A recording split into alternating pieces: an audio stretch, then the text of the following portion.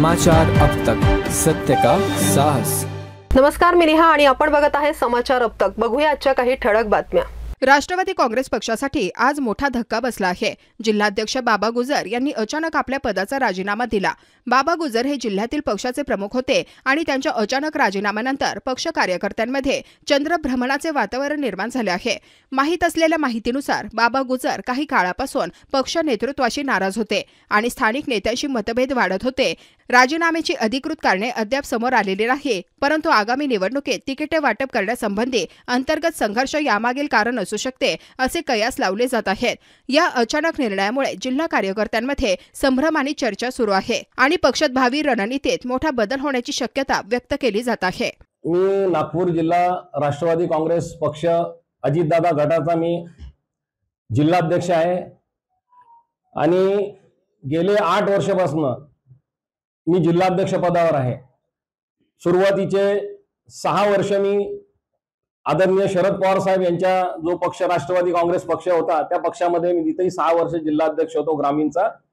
आणि नंतर एका पक्षाचे 2 पक्षाचं जे विभाजन झालं त्या विभाजनामध्ये अजितदादांनी आणि प्रफुल्ल पटेलांनी माझ्यावर विश्वास ठेवून अतिशय अटीतटीची परिस्थिती असताना त्यावेळेस मला जिल्हाध्यक्ष पद दिलं आणि संपूर्ण जिल्ह्यामध्ये राष्ट्रवादी कशी वाढवायची, कारण की या क्षेत्रामध्ये अनेक राष्ट्रवादीचे मोठे दिग्गज नेते असताना आमच्या पाठीशी किती बळ आहे हे सर्व लोकांना माहीत असताना संपूर्ण राष्ट्रवादी ही नागपूर ग्रामीणमध्ये ताकदीने उभी करण्याचा प्रयत्न केला हे आपल्या मीडियाच्या सर्व लोकांना देखील माहित आहे।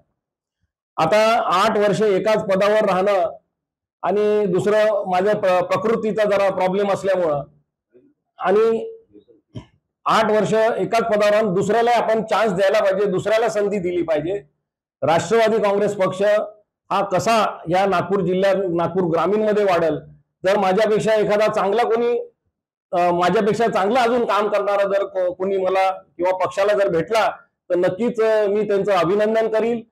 आणि जे आम्ही माझ्याबरोबर संपूर्ण जिल्ह्यामधले जे सहकारी माझ्याबरोबर राष्ट्रवादी काँग्रेस पक्षात विश्वास ठेवून माननीय अजितदादा, माननीय प्रफुल्ल पटेल साहेब, आदरणीय तटकरे साहेब यांच्यावर विश्वास ठेवून जे आमच्याबरोबर आले त्या सर्व पदाधिकाऱ्यांचं मी सर्व पदाधिकारी, युवक, युवती, महिला, फ्रंटल सेलचे सर्व ऑर्गनायझेशनचे जिल्हाध्यक्ष हे सर्वांचं मी मनापासून आभार मानतो। आणि हा राजीनामा देण्याचं दुसरं काही कारण नाहीये, फक्त मला असं वाटतं की मी 8 वर्ष एका पदावर राहू नाही व मला वरिष्ठांनी जर प्रदेशवर संधी दिली तर नक्कीच त्या संधीचं सोनं मी 100% राष्ट्रवादी वाढवण्यासाठी प्रयत्न करेल।